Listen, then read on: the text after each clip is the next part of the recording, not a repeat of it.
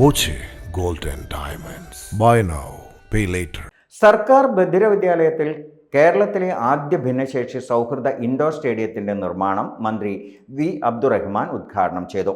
ഭിന്നശേഷിക്കാർക്ക് കൂടുതൽ പരിഗണന നൽകുന്ന സർക്കാരാണിതെന്നും ഭിന്നശേഷി സൗഹൃദ കേരളമാക്കുകയാണ് സർക്കാരിന്റെ ലക്ഷ്യമെന്നും മന്ത്രി പറഞ്ഞു. ഭിന്നശേഷി വിഭാഗങ്ങൾക്ക് കൂടുതൽ കായിക പരിശീലനങ്ങൾ നടത്താൻ പറ്റുന്ന ഒരു സ്റ്റേഡിയം ഉണ്ടാകും. ഇങ്ങനെയാണ് ഈ ചർച്ചയുടെ അടിസ്ഥാനത്തിൽ ബഹുമാനപ്പെട്ട MLA ഈ ഒരു സ്റ്റേഡിയം ഭിന്നശേഷി സൗഹൃദമാക്കാം എന്ന് അദ്ദേഹത്തിൻ്റെ അഭിപ്രായം അറിയിക്കുകയും കായിക വകുപ്പ് നൽകിയിട്ടുള്ള നിർദ്ദേശം സ്വീകരിച്ച MLAക്ക് എല്ലാവിധ അഭിനന്ദനങ്ങളും നിങ്ങളുടെ മുന്നിൽ വെച്ചുകൊണ്ട് നൽകാനാണ് ഞാൻ ആഗ്രഹിക്കുന്നത്.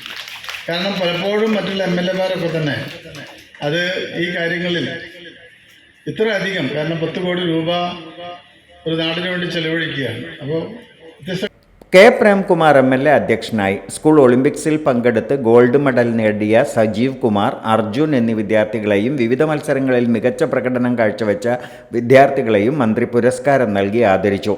ഒറ്റപ്പാലം നഗരസഭാ അധ്യക്ഷ കെ ജാനകിദേവി, സ്ഥിരം സമിതി അധ്യക്ഷരായ Suneera Mujeeb, K Abdul Nasar, councillor M Manikandan, പ്രധാനാധ്യാപിക ML Minikumari, MIA Razak, MS Paulose, NK Jayarajan, T Sunil, PV Basheer, K Babu, Moideenkutty, V Jayaraj, Thomas Jacob, T Ibrahim എന്നിവർ സംസാരിച്ചു.